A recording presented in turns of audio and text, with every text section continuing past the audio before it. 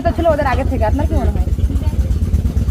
মানে ওই যে আমার সাথে আর কথা ছিল, কিন্তু আমার সাথে পাই নাই বলে আমার মানে আপনার শ্বশুরের বা আপনার শাশুড়ির আপনার সাথে কোনো কিছু রাগারাগি বা কোনো কিছু আছে নাকি, বা কোনো টাকা পয়সা চাইছিল দেননি, এরকম একটা ক্ষোভ বা রাগ এরকম কিছু আছে নাকি যে আপনার সাথে এমন একটা কাজ করতে?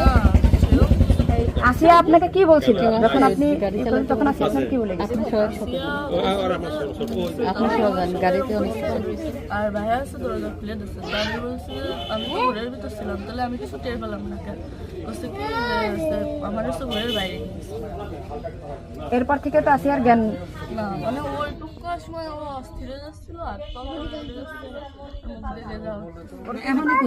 আপু আসছে বাইরে, আপুর বাসা মনে হয় বাইরে। আমার বাসা যশোরে, আমি যশোর থেকে আমি শুধু ওনার একটা ভিডিও দেখে আসছি যে উনি উল্টো পাল্টা কথা বলতেছে, এই সঠিক জানার জন্য। সঠিক কথাটা বলেন বলেন। আমরা ঘুমাইছিলাম, 8টার পর পরে আমি ঘুমাই গেছিলাম, আর বন্ধু আমার সাথে ঘুমাই গেছিল। তারপর এর মধ্যে কিছু ঠিক পাইনি, কিন্তু দৈনিকে সেরি খাওয়ার জন্য সবাই ডাক দেয়, কিন্তু সেদিন সেরি খাওয়ার জন্য কেউ ডাক দিছিল না। একদম সেরির পর উঠছি, সকাল হবে সেই সময় উঠে দেখি ও মেঝেতে পড়ে রয়েছে, দরজা খোলা ছিল।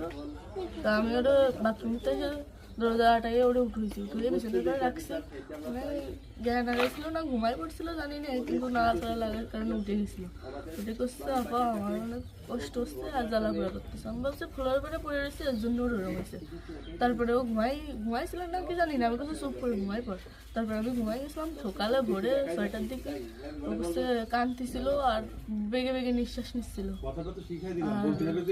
তারপরে আমি করছি কি কি হয়েছে তোর, ওরম কাঁদতেছিল রাত্রেও, আবার মনোরম করতেছি, সাতপাও করে আদর যাচ্ছে।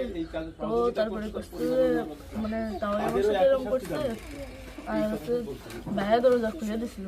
তো আমি করছি আমার এই ঘরের ভিতরে এরকম হলো, আমি তো কিছু টের পেলাম না, তো করছে আমার ঘরের বাইরে।